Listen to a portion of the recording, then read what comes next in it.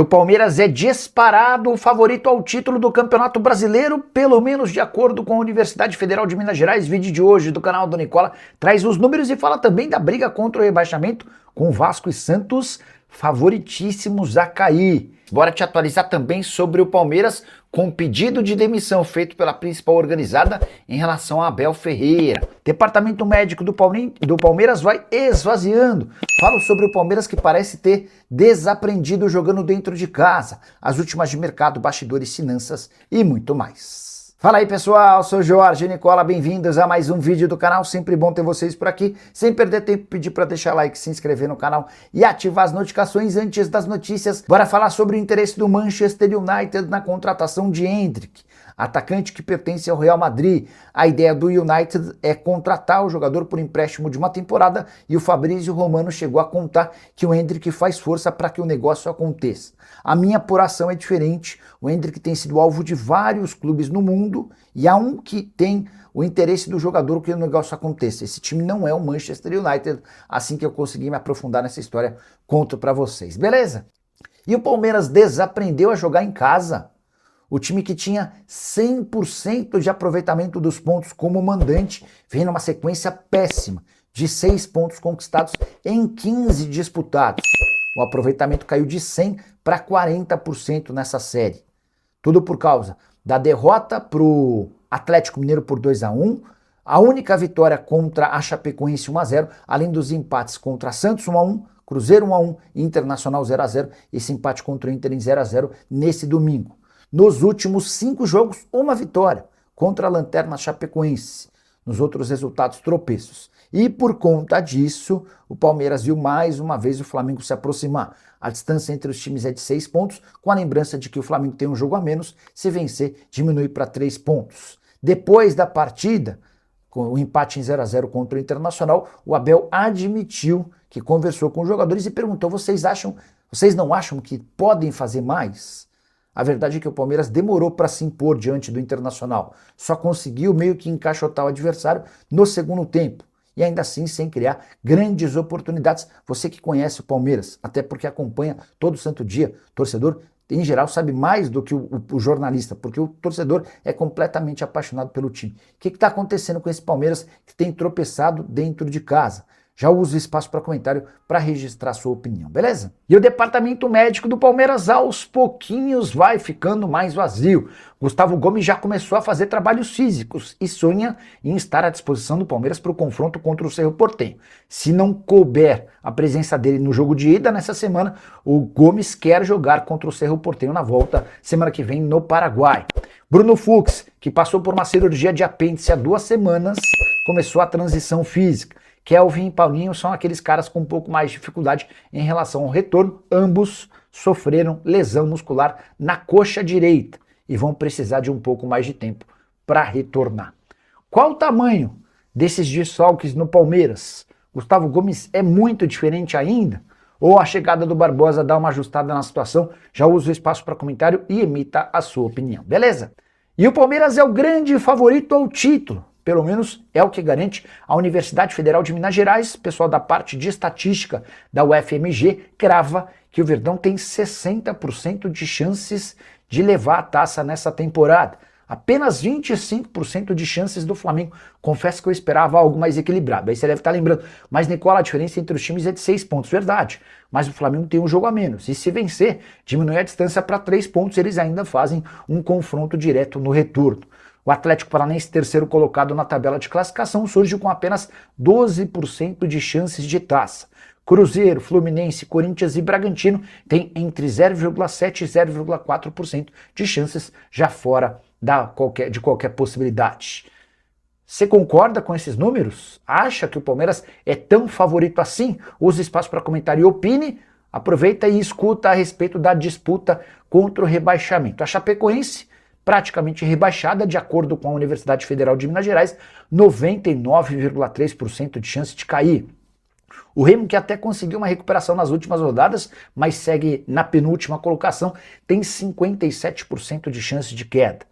O número do Santos é assustador, como disse o Cuca, que falou sobre a tabela complicada do Peixe daqui até o fim da temporada. O Santos tem 52% de chances de ser rebaixado, enquanto o Vasco aparece com 47%. Se a gente fosse levar em consideração os times com mais chances de queda, teríamos dois gigantes na segunda divisão da Série B, Santos e Vasco, se juntando a Chapecoense e Remo.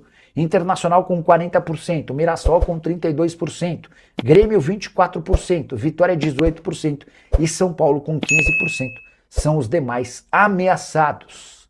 A pergunta que vocês sempre me fazem vai ser repassada para vocês. Quais os 4 favoritos a cair para a segunda divisão? O espaço para comentário está aguardando a sua resposta. E Danilo, vai sair do Botafogo? Fica. Quero te atualizar essa história baseada no que eu vi do presidente do Botafogo, o João Paulo Magalhães. O João Paulo, vocês sabem, é o presidente da SAF botafoguense. Pois bem, o Juliano Bertolucci, representante do Danilo, está tentando emplacá-lo no lugar do Bruno Guimarães no Newcastle.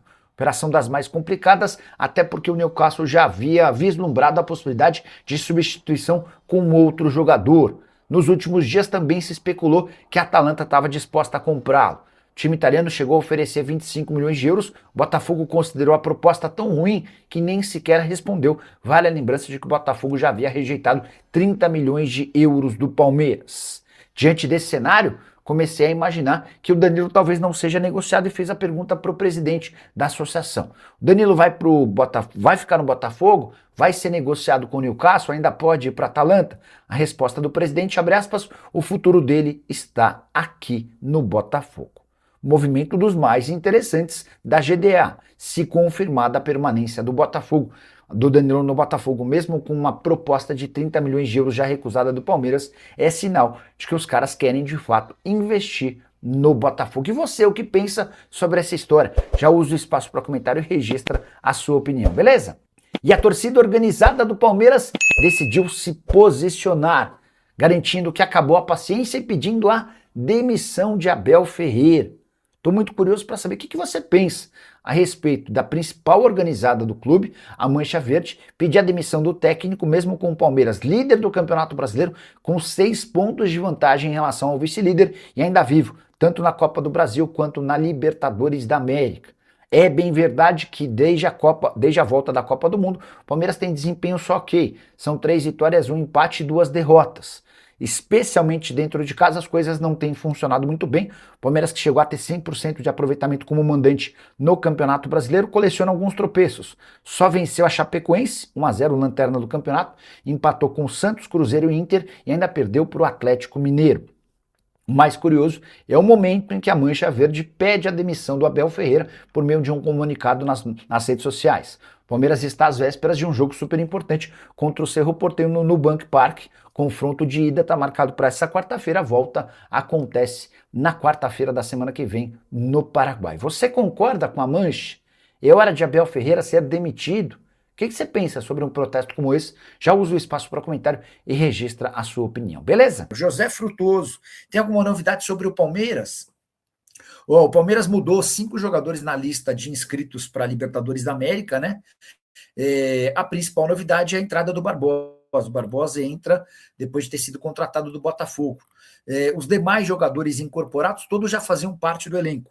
O Kaique, que era jogador do Palmeiras, estava emprestado em Portugal, goleiro.